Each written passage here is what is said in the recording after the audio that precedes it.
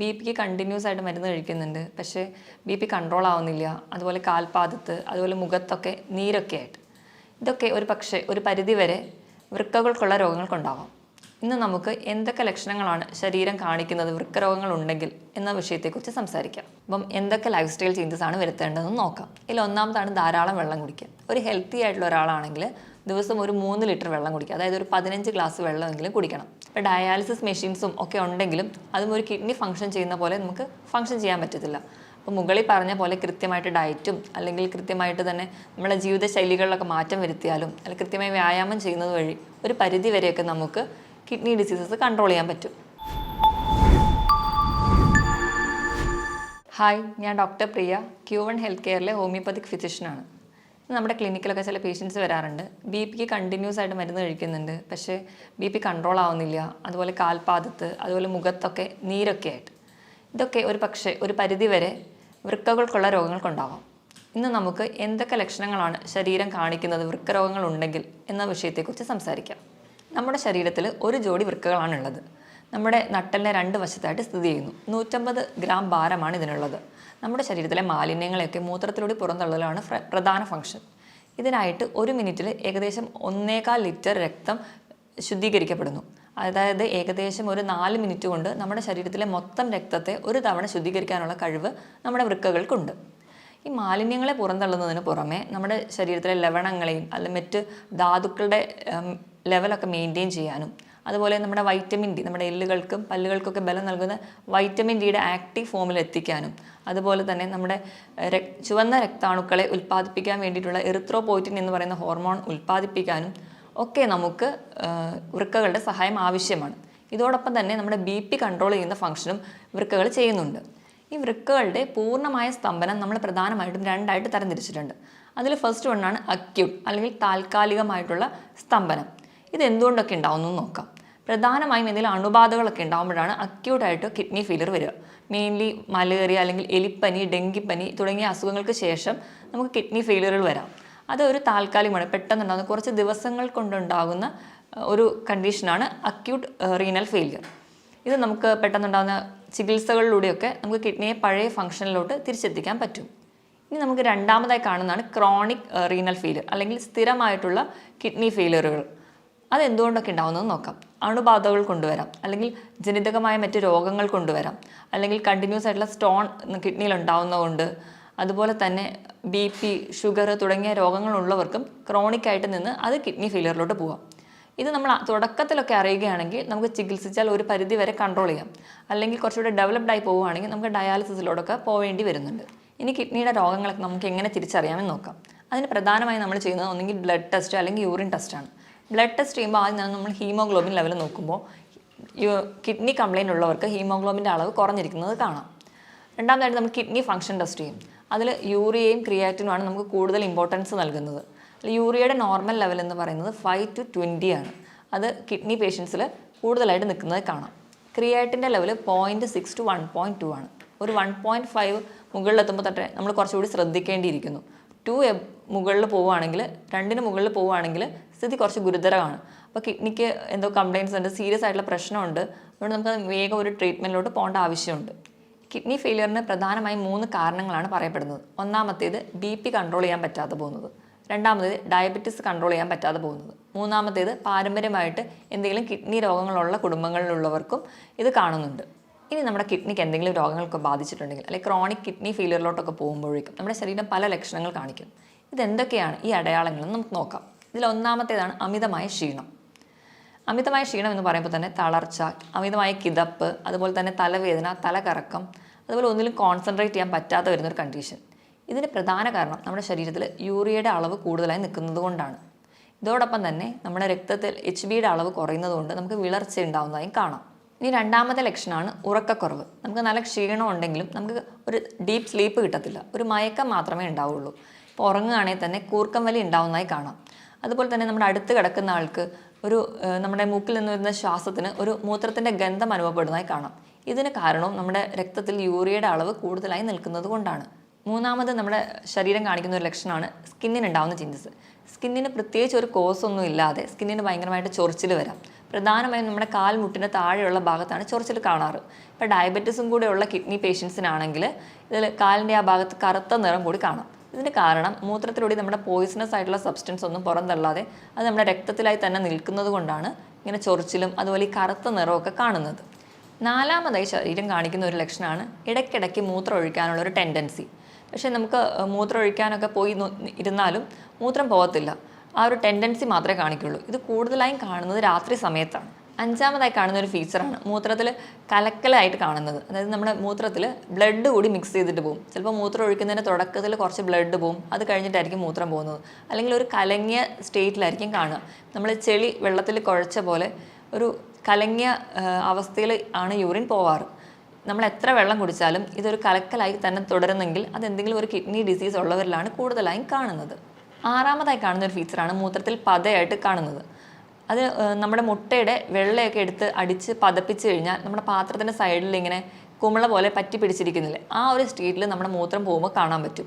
അതുപോലെ കുമിളകളൊന്നും പൊട്ടാതെ പതയായിട്ട് തന്നെ നിൽക്കുന്നുണ്ടെങ്കിൽ അതും ഒരു കിഡ്നി ഡിസീസിനുള്ള ഒരു അടയാളമായിട്ട് കാണുന്നു.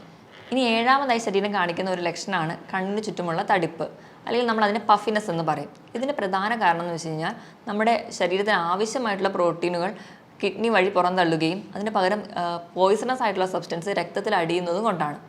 നമ്മൾ കിഡ്നി വഴി നമ്മുടെ ശരീരത്തിന് ആവശ്യമുള്ള പ്രോട്ടീൻ പോകുന്നതിനോടൊപ്പം തന്നെ നമ്മുടെ മസിലുകളിലുള്ള പ്രോട്ടീനും അവ പുറന്തള്ളുന്നു. അപ്പോൾ നമ്മുടെ മസിൽസൊക്കെ കുറച്ചുകൂടെ വീക്കാവും. അതുപോലെ കിഡ്നി പേഷ്യൻസൊക്കെ ഇങ്ങനെ മെലിഞ്ഞ് വരുന്നതായിട്ട് നമുക്ക് കാണാം. ഇനി എട്ടാമതായിട്ട് ശരീരം കാണിക്കുന്ന ഒരു ഫീച്ചറാണ് കാൽപാദത്തിലൊക്കെ നീരുണ്ടാവുന്നത്. ഇതിന് പ്രധാന കാരണം എന്ന് വെച്ചിട്ടുണ്ടെങ്കിൽ നമ്മുടെ കിഡ്നിയുടെ എന്തെങ്കിലും ഡിസീസസ് വന്ന് കിഡ്നി ഫെയിലിയർ ആയിട്ടുണ്ടെങ്കിൽ നമ്മൾ വേണ്ടത്ര രീതിയിൽ ബ്ലഡൊക്കെ ഒന്നും പ്യൂരിഫൈ ചെയ്യാതെ പോകും. അപ്പോൾ ഈ ഫ്ലൂയിഡ് എല്ലാം കൂടി റിറ്റെയിൻ ചെയ്യുന്നതുകൊണ്ട് ഫ്ലൂയിഡ് ഇങ്ങനെ കെട്ടിക്കിടക്കുന്നതുകൊണ്ടാണ് കാൽപാദത്തിന് നീര് വരിക. പല കാരണങ്ങൾ കൊണ്ട് നമുക്ക് കാലിലൊക്കെ നീര് വരാം. ചില സന്ധിവാതങ്ങൾ കൊണ്ടുവരാം, അല്ലെങ്കിൽ യൂറിക് ആസിഡിൻ്റെ പ്രശ്നം കൊണ്ടൊക്കെ വരാം. പക്ഷേ ഈ നീരും നമ്മുടെ കിഡ്നി ഡിസീസിനുള്ള നീരും രണ്ടും രണ്ടായിരിക്കും. നമ്മൾ ചിലപ്പോൾ കാല് തൂക്കിയിടുമ്പോഴേക്കും ഈ കിഡ്നി ഡിസീസ് ഉള്ളവർക്ക് നീര് പെട്ടെന്ന് വരുന്നത് കാണാം. അതുപോലെ തന്നെ നമ്മൾ കാല് പൊക്കി വെച്ചതുകൊണ്ട് ഈ നീര് പെട്ടെന്ന് കുറയുന്നതായിട്ട് കാണാൻ പറ്റില്ല. ഇത് തന്നെ വെച്ച് നമുക്ക് ഡിഫറൻഷ്യേറ്റ് ചെയ്യാം, ഇത് കിഡ്നി ഡിസീസസ് കൊണ്ടാണോ അതോ മറ്റ് സന്ധി രോഗങ്ങൾ കൊണ്ടാണോ ഉണ്ടാവുന്നതെന്ന്. ഒമ്പതാമതായി ശരീരം കാണിക്കുന്ന ഒരു ലക്ഷണമാണ് വിശപ്പില്ലായ്മ. നമ്മൾ എത്ര പട്ടിണി കിടന്നാലും നമുക്ക് പ്രത്യേകിച്ച് ഒരു വിശപ്പൊന്നും തോന്നത്തില്ല. അതുപോലെ തന്നെ മറ്റു ചിലർക്കാണെങ്കിൽ ഭക്ഷണം കാണുമ്പോൾ അല്ലെങ്കിൽ ഭക്ഷണത്തിൻ്റെ സ്മെല്ലടിക്കുമ്പോഴേക്കും ഓക്കാനോ ഉണ്ടാവും. ഇതിന് കാരണവും നമുക്ക് ശരീരത്തിലെ യൂറിയയുടെ അളവ് കൂടുമ്പോൾ അത് കിഡ്നിക്ക് മുകളിൽ കരളിനെയും ബാധിക്കുന്നു. അതുവഴിയാണ് നമുക്ക് വിശപ്പില്ലായ്മ ഉണ്ടാവാനുള്ളൊരു കാരണം. ഇനി അവസാനത്തെ ലക്ഷണമാണ് മസിൽ ക്രാംസ്, അല്ലെങ്കിൽ മസിൽസിൻ്റെ കോച്ചിപ്പിടുത്തം. ഇതിന് കാരണം നമ്മുടെ കിഡ്നി വഴി കാൽസ്യത്തിന് കൂടുതലായിട്ട് പുറന്തള്ളുകയും അതുപോലെ പൊട്ടാസ്യം രക്തത്തിൽ കൂടുന്നതും കൊണ്ടാണ് നമുക്ക് കോച്ചിപ്പിടുത്തമൊക്കെ ഉണ്ടാവുന്നത്. ഈ മുകളിൽ പറഞ്ഞ 10 ലക്ഷണങ്ങളിൽ 3 മുതൽ 4 ലക്ഷണങ്ങൾ തുടർച്ചയായിട്ട് ഒരു രോഗിയിൽ തന്നെ കാണുന്നുണ്ടെങ്കിൽ നമ്മളത് ശ്രദ്ധിക്കേണ്ടതാണ്. എത്രയും പെട്ടെന്ന് ഒരു ഡോക്ടറെ കാണിക്കേണ്ടതാണ്. അപ്പോൾ തന്നെ നമ്മൾ യൂറിനും അതുപോലെ ബ്ലഡൊക്കെ ടെസ്റ്റ് ചെയ്ത് കിഡ്നി ഡിസീസ് ഇല്ല എന്ന് ഉറപ്പ് വരുത്തേണ്ടതാണ്. ഇനിയിപ്പോൾ BP അല്ലെങ്കിൽ ഷുഗറോ ഒക്കെയുള്ള രോഗികൾ, അല്ലെങ്കിൽ പാരമ്പര്യമായിട്ട് ഇങ്ങനത്തെ കിഡ്നി ഡിസീസ് ഉള്ളവരാണെങ്കിൽ ഇതിലൊരു 2 ലക്ഷണങ്ങൾ കുറച്ച് കാലമായിട്ട് നിൽക്കുന്നുണ്ടെങ്കിൽ എത്രയും പെട്ടെന്ന് ഒരു ഫിസിഷ്യനെ കാണേണ്ടതാണ്. ഇനി ഈ മുകളിൽ പറഞ്ഞ 10 ലക്ഷണങ്ങൾ ഏതെങ്കിലുമൊക്കെ നമ്മുടെ ശരീരം കാണിക്കാൻ തുടങ്ങിക്കഴിഞ്ഞാൽ നമ്മൾ കിഡ്നിക്ക് വേണ്ടത്ര ശ്രദ്ധ നൽകണം എന്നാണ് അർത്ഥം. അപ്പം എന്തൊക്കെ ലൈഫ് സ്റ്റൈൽ ചേഞ്ചസ് ആണ് വരുത്തേണ്ടതെന്ന് നോക്കാം. ഇതിൽ ഒന്നാമതാണ് ധാരാളം വെള്ളം കുടിക്കുക. ഒരു ഹെൽത്തി ആയിട്ടുള്ള ഒരാളാണെങ്കിൽ ദിവസം ഒരു 3 ലിറ്റർ വെള്ളം കുടിക്കുക, അതായത് ഒരു 15 ഗ്ലാസ് വെള്ളമെങ്കിലും കുടിക്കണം. ഇപ്പോൾ കിഡ്നി ഡിസീസൊക്കെ സ്റ്റാർട്ട് ചെയ്തു പക്ഷേ ഡയാലിസിസിലോട്ടൊന്നും എത്തിയിട്ടില്ലാത്ത ഒരാളാണെങ്കിൽ വെള്ളം കുടിക്കുന്നതിൻ്റെ അളവും മൂത്രം ഒഴിക്കുന്നതിൻ്റെ അളവും തമ്മിൽ ഒരു അനുപാതമുണ്ട്.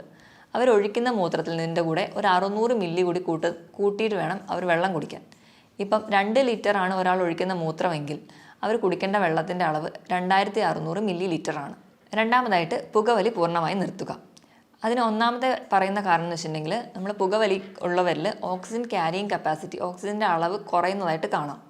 രണ്ടാമതായിട്ട് പുകവലി മൂലം ഉണ്ടാകുന്ന കെമിക്കൽസ് നമ്മുടെ രക്തക്കൊള്ളുകൾ അടിയുകയും അത് നമ്മുടെ ചെറിയ രക്തക്കൊള്ളുകൾക്ക് നാശം ഉണ്ടാക്കുകയും ചെയ്യുന്നു. ഇതുവഴി നമ്മുടെ വൃക്കകൾക്കുള്ള രക്തയോട്ടം കുറയ്ക്കുകയും ചെയ്യുന്നുണ്ട്. അതുപോലെ തന്നെ ഈ പുകവലി ഉള്ളവരിലാണ് കൂടുതലായിട്ടും ഇപ്പോൾ കിഡ്നി ക്യാൻസേഴ്സും അല്ലെങ്കിൽ മറ്റ് ഗ്രോത്തുകളും കിഡ്നിയിൽ ഉണ്ടാകുന്നത് കൂടുതലായി കാണുന്നത് പുകവലി ഉള്ളവരിലാണ്. മൂന്നാമതായിട്ട് മദ്യപാനം, അതുപോലെ തന്നെ പ്രിസർവേറ്റീവ്സ് ആഡ് ചെയ്തിട്ടുള്ള ഡ്രിങ്ക്സും സോഫ്റ്റ് ഡ്രിങ്ക്സൊക്കെ പൂർണ്ണമായി നിർത്തുക.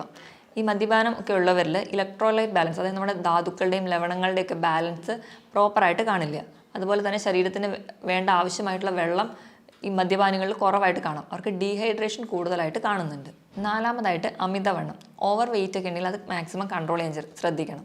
അമിതവണ്ണമുള്ളവർക്കൊക്കെ വൃക്കയിലെ മുകളിൽ ഉണ്ടാകുന്ന ഓവർലോഡ് അല്ലെങ്കിൽ പ്രഷർ കൂടുതലാണ്. അത് നമ്മുടെ വൃക്കകൾക്ക് പെട്ടെന്ന് രോഗങ്ങൾ ഉണ്ടാവാനുള്ള കാരണമാകുന്നു. അതുകൊണ്ട് തന്നെ അമിതവണ്ണം ഉള്ളവരാണെങ്കിൽ അത് കൺട്രോൾ ചെയ്യാൻ ശ്രദ്ധിക്കുക. അതിനായിട്ട് കൃത്യമായിട്ട് വ്യായാമം ചെയ്യുക. ആഴ്ചയിൽ 5 ദിവസമെങ്കിലും കഴിയുന്നൊരു 45 മിനിറ്റ് മുതൽ 1 മണിക്കൂർ വരെ ചെറിയ തോതിലുള്ള വ്യായാമങ്ങൾ, രാവിലെ എണീറ്റ് നിരപ്പായ സ്ഥലത്തൂടെ നടക്കുക, അതായത് പറ്റുന്ന രീതിയിലുള്ള എക്സസൈസുകളൊക്കെ ചെയ്യുക. ഇത് നമ്മുടെ ശരീരം കുറച്ചുകൂടി ഹെൽത്തി ആയിട്ട് നിൽക്കും. അതുപോലെ തന്നെ വണ്ണം കുറയ്ക്കാം, ബിപിയും ഷുഗറും ഒക്കെ കൺട്രോൾ ചെയ്യാൻ പറ്റും. അതുപോലെ തന്നെ എല്ലാ ഭാഗത്തേക്കുള്ള ബ്ലഡ് സപ്ലൈ പ്രോപ്പറായിട്ട് നടത്താനും വ്യായാമത്തിന് സഹായിക്കും. ഇനി 6മതായിട്ട് നമുക്ക് ചെയ്യാൻ പറ്റുന്നൊരു കാര്യമാണ്, നമുക്ക് BP ഉണ്ടെങ്കിൽ, അത് രക്തസമ്മർദ്ദമോ അതുപോലെ ഷുഗറൊക്കെ ഉള്ളവരാണെങ്കിൽ അത് കൺട്രോൾ ചെയ്യാൻ ശ്രദ്ധിക്കുക. നമ്മുടെ ഭക്ഷണത്തിലൂടെ കൺട്രോൾ ചെയ്യുക. അപ്പോൾ എന്തെങ്കിലും മെഡിസിൻസ് ഒക്കെ എടുക്കുകയാണെങ്കിൽ കൃത്യസമയത്ത് തന്നെ മെഡിസിൻ കഴിക്കാൻ വേണ്ടി ശ്രദ്ധിക്കുക. അതുവഴി നമുക്കൊരു പരിധി വരെ കിഡ്നി ഡിസീസിലോടൊന്നും എത്താതെ നമ്മുടെ ശരീരത്തിനെ പ്രൊട്ടക്റ്റ് ചെയ്യാൻ പറ്റും. അടുത്തതായിട്ട് ചിലരൊക്കെ ആണെങ്കിൽ നമുക്ക് ചെറിയ വേദനകളോ ഒക്കെ വരുമ്പോൾ തന്നെ ഡോക്ടറൊന്നും കാണാതെ സ്വന്തമായിട്ട് മെഡിസിൻസ്, അതായത് പെയിൻ കില്ലേഴ്സൊക്കെ കഴിക്കുന്നവരിൽ കിഡ്നി ഡിസീസസ് കൂടുതലായി കാണുന്നുണ്ട്. അതുകൊണ്ട് തന്നെ നമ്മൾ മാക്സിമം സ്വന്തം ചികിത്സിക്കാതെ ഒരു ഡോക്ടറെ എപ്പോഴും കൺസൾട്ട് ചെയ്യാൻ ശ്രദ്ധിക്കുക. ഇനി ലാസ്റ്റായിട്ട് നമുക്ക് ഫുഡിൽ എന്തൊക്കെ ചേഞ്ചസ് വരുത്തണം നോക്കാം. നമ്മൾ നോർമലി ഹെൽത്തി ആയിരിക്കുമ്പോൾ കഴിക്കുന്ന ഒരു ഫുഡിൽ 4ൽ 1 ഭാഗം മാത്രമേ നമുക്കിപ്പോൾ ഒരു കിഡ്നി ഡിസീസ് ഉണ്ടെങ്കിൽ കഴിക്കാൻ പാടുള്ളൂ. അതുപോലെ തന്നെ നമുക്ക് പ്രോട്ടീൻ, നോർമലി ഹെൽത്തി ആയിട്ടുള്ള ഒരാളാണെങ്കിൽ 1 കിലോ ആണ് നമ്മുടെ ബോഡി വെയിറ്റെങ്കിൽ അതിനനുസരിച്ച് 1 ഗ്രാം പ്രോട്ടീനാണ് കഴിക്കേണ്ടത്. അതായത് 80 കിലോ ഉള്ള ഒരാളാണെങ്കിൽ ഒരു ദിവസം 80 ഗ്രാം പ്രോട്ടീൻ കഴിക്കണമെന്നാണ് നോർമലി പറയാറ്. പക്ഷേ ഒരു കിഡ്നി പേഷ്യൻസ് ആണെങ്കിൽ 1 കിലോ ബോഡി വെയ്റ്റിന് 0.8 ഗ്രാം മാത്രമേ പ്രോട്ടീൻ കഴിക്കാവൂ. അതായത് ഒരു 70 കിലോ ഉള്ള ഒരാളാണെങ്കിൽ 40 ഗ്രാം പ്രോട്ടീൻ മാത്രമേ ഒരു ദിവസം കഴിക്കാൻ പാടുള്ളൂ. പ്രോട്ടീൻ കഴിക്കുമ്പോൾ തന്നെ നമ്മൾ റെഡ് മീറ്റ് പൂർണ്ണമായും ഒഴിവാക്കുക. റെഡ് മീറ്റ് എന്ന് പറയുമ്പം പോത്തിറച്ചി, താറാവിറച്ചി, ഇതൊക്കെ പൂർണ്ണമായും ഒഴിവാക്കുക. അതിന് പകരം വെജിറ്റബിൾ പ്രോട്ടീൻസ് കൂടുതലായി കഴിക്കുക. വെജിറ്റബിൾ പ്രോട്ടീൻസിൽ വരുന്നതാണ് പനീർ, കൂണ്, പയർ, കടല, പരിപ്പ് തുടങ്ങിയ ധാന്യങ്ങളും. രണ്ടാമതായിട്ട് നമ്മൾ കൊഴുപ്പ് കഴിക്കേണ്ട അളവാണെങ്കിൽ, കൊഴുപ്പെന്ന് പറയുമ്പോൾ നമ്മുടെ ഫാറ്റ്, അത് നമുക്ക് പല രീതിയിൽ കിട്ടും. നമുക്ക് മുട്ടയുടെ മഞ്ഞയിൽ നിന്ന് കിട്ടാം, മീൻ കഴിക്കുന്ന വഴി കിട്ടാം, നമ്മൾ ഉപയോഗിക്കുന്ന എണ്ണ, നെയ്യ്, ഇതിൽ നിന്നൊക്കെ നമുക്ക് കൊഴുപ്പ് കിട്ടും. ഒരു ദിവസം ഒരു ഹെൽത്തി ആയിട്ടുള്ള ഒരാളാണെങ്കിൽ ഒരു 50 ഗ്രാം മാത്രമേ കൊഴുപ്പ് കഴിക്കാൻ പാടുള്ളൂ. പക്ഷേ ഒരു കിഡ്നി ഡിസീസ് ഉള്ള ഒരാളാണെങ്കിൽ അതിൻ്റെ പകുതി മാത്രമേ ഒരു ദിവസം കൺസീവ് ചെയ്യാൻ പാടുള്ളൂ. ഇനി ലാസ്റ്റായിട്ട് ലവണങ്ങൾ എന്ന് പറയുമ്പോൾ സോഡിയം ഉണ്ട്, പൊട്ടാസ്യം, കാൽസ്യം, ഫോസ്ഫറസ് ഒക്കെ ഉണ്ട്. ഇതിൻ്റെ ലെവൽ എങ്ങനെ മെയിൻറ്റെയിൻ ചെയ്യാം? കൂടുതലായിട്ടും ഈ ലവണങ്ങളൊക്കെ ഉള്ളത് നമ്മുടെ പച്ചക്കറികളിലാണ്. അപ്പോൾ നമ്മൾ പച്ചക്കറികളൊക്കെ കഴിക്കുമ്പോൾ അതാദ്യം വേവിച്ച് അതിൻ്റെ വെള്ളം ഊറ്റി കളഞ്ഞിട്ട് വേണം കഴിക്കാൻ. ഈ ഒരു പ്രോസസ്സിന് നമ്മൾ ലീച്ചിങ് എന്നാണ് പറയുക. ഇപ്പോൾ ഇലക്കറികളിലാണെങ്കിൽ കോളിഫ്ലവർ, ബ്രക്കോളി, ക്യാബേജ്, ഇതൊക്കെ വൈറ്റമിൻ സി നിറഞ്ഞതുമാണ്. അതുപോലെ തന്നെ നമ്മുടെ കിഡ്നി ഡിസീസൊക്കെ പ്രിവെൻറ്റ് ചെയ്യാൻ വളരെ നല്ലതാണ്. പക്ഷേ ഇതൊക്കെ കഴിക്കുന്നതിനോടൊപ്പം തന്നെ ഇത് വേവിച്ച് ഇതിൻ്റെ വെള്ളം ഊറ്റി കളഞ്ഞിട്ട് വേണം കഴിക്കാനെന്ന് ശ്രദ്ധിക്കുക. പൊതുവെ എല്ലാ രോഗങ്ങൾക്കും നമ്മൾ ഫ്രൂട്ട്സും വെജിറ്റബിൾസും ആണ് കൂടുതലായിട്ട് കഴിക്കാൻ പറയുക. അപ്പോൾ നമ്മൾ ഫ്രൂട്ട്സ് കഴിക്കുകയാണെങ്കിലും ഒരു പരിധിയിൽ കൂടുതൽ കഴിക്കരുത്. കാരണം ഫ്രൂട്ട്സിലൊക്കെ കൂടുതലും പൊട്ടാസ്യമാണ് അടങ്ങിയിരിക്കുന്നത്. അപ്പോൾ പൊട്ടാസ്യം കൂടുതൽ ചെന്നിട്ടുണ്ടെങ്കിൽ അത് കിഡ്നി ഡിസീസിന് കൂടുതൽ ബുദ്ധിമുട്ടുണ്ടാക്കുകയേ ഉള്ളൂ. അപ്പോൾ പൊട്ടാസ്യം കുറഞ്ഞുള്ള ഫ്രൂട്ട്സാണ് ആപ്പിൾ, പൈനാപ്പിൾ, അതുപോലെ തന്നെ ബെറി, ഇതിലൊക്കെ പൊട്ടാസ്യം വളരെ കുറവാണ്. ഇതൊക്കെ കൂടുതലായിട്ടും കഴിക്കാൻ വേണ്ടി ശ്രദ്ധിക്കുക. അതുപോലെ പേരയ്ക്ക പൊട്ടാസ്യം കുറഞ്ഞൊരു ഫ്രൂട്ടാണ്. ഇനി പൊട്ടാസ്യം കുറച്ച് കൂടുതലായിട്ട് നിൽക്കുന്ന ഫ്രൂട്ട്സുകളാണ് മാതളം, അതുപോലെ ഓറഞ്ച്, ഏത്തപ്പഴം, അതുപോലെ കരിക്കിലും പൊട്ടാസ്യം കൂടുതലായിട്ട് നിൽക്കുന്നുണ്ട്. കരിക്കൊക്കെ കിഡ്നി പേഷ്യൻസ് സ്ഥിരമായിട്ട് ഉപയോഗിക്കാതിരിക്കുന്നതാണ് നല്ലത്. ഇനിയിപ്പോൾ നമ്മൾ ഏത്തപ്പഴമൊക്കെ കഴിക്കുകയാണെങ്കിൽ അത് പുഴുങ്ങി കഴിക്കുമ്പോൾ പൊട്ടാസ്യം ഒരുപാട് വെള്ളത്തിലൂടെ നഷ്ടപ്പെടുന്നുണ്ട്. അപ്പോൾ കുറച്ചും കൂടി കിഡ്നി ഡിസീസ് ഉള്ളവർ ഏത്തപ്പഴമൊക്കെ പുഴുങ്ങി കഴിക്കുന്നതാണ് കുറച്ച് കൂടുതൽ ബെറ്റർ. ഇനി ഉപ്പിൻ്റെ അളവ് പറയുകയാണെങ്കിൽ കിഡ്നി പേഷ്യൻസ് ഒക്കെ ഉണ്ടെങ്കിൽ ഒരു 4 ഗ്രാമിൽ കുറവ് ഉപ്പ് മാത്രമേ ഒരു ദിവസം ഉപയോഗിക്കാൻ പാടുള്ളൂ. ഇപ്പം നമ്മുടെ വീട്ടിലൊക്കെ ആരെങ്കിലും കിഡ്നി പേഷ്യൻസ് ഒക്കെ ഉണ്ടെങ്കിൽ നമ്മൾ ഭക്ഷണം പാചകം ചെയ്യുമ്പോൾ എപ്പോഴും ഉപ്പിടാതെ പാചകം ചെയ്യുക. എന്നിട്ട് അവർക്ക് വേണ്ടിയിട്ടുള്ള ഒരു പോർഷൻ മാറ്റി വെച്ച് അതിൽ വളരെ കുറച്ച് ഉപ്പ് മാത്രം ചേർക്കുക. എങ്കിൽ മാത്രമേ നമുക്ക് ആ ഉപ്പിൻ്റെ ലെവൽ മെയിൻറ്റെയിൻ ചെയ്യാൻ പറ്റുള്ളൂ. നമുക്കറിയാം, നമ്മൾ സയൻസും അല്ലെങ്കിൽ മെത്തേഡ്സൊക്കെ ഇത്രയും ഡെവലപ്ഡ് ആയിട്ട് നിൽക്കുന്ന ഒരു സ്റ്റേജിലാണെങ്കിൽ പോലും കിഡ്നിയെ പോലെ തന്നെ ഏറ്റവും ചെറിയ മൈന്യൂട്ടായിട്ടുള്ള മാലിന്യങ്ങൾ പോലും പുറന്തള്ളാൻ പറ്റുന്ന ഒരു മെക്കാനിസം അല്ലെങ്കിൽ ഒരു മെഷീനും ഇന്ന് വരെ കണ്ടുപിടിക്കാൻ പറ്റിയിട്ടില്ല. ഇപ്പോൾ ഡയാലിസിസ് മെഷീൻസും ഒക്കെ ഉണ്ടെങ്കിലും അതും ഒരു കിഡ്നി ഫംഗ്ഷൻ ചെയ്യുന്ന പോലെ നമുക്ക് ഫംഗ്ഷൻ ചെയ്യാൻ പറ്റത്തില്ല. അപ്പോൾ മുകളിൽ പറഞ്ഞ പോലെ കൃത്യമായിട്ട് ഡയറ്റും അല്ലെങ്കിൽ കൃത്യമായിട്ട് തന്നെ നമ്മളെ ജീവിതശൈലികളിലൊക്കെ മാറ്റം വരുത്തിയാലും അല്ലെങ്കിൽ കൃത്യമായി വ്യായാമം ചെയ്യുന്നത് വഴി ഒരു പരിധി വരെയൊക്കെ നമുക്ക് കിഡ്നി ഡിസീസസ് കൺട്രോൾ ചെയ്യാൻ പറ്റും. ഇതിനോടൊപ്പം തന്നെ കിഡ്നി രോഗങ്ങൾക്കുള്ള ഫലപ്രദമായ ചികിത്സയും ഹോമിയോപ്പതിയിലൂടെ ലഭ്യമാണ്. ഇനി മറ്റൊരു ഹെൽത്ത് ടോപ്പിക്കുമായിട്ട് വീണ്ടും കാണുന്നതുവരെ നന്ദി.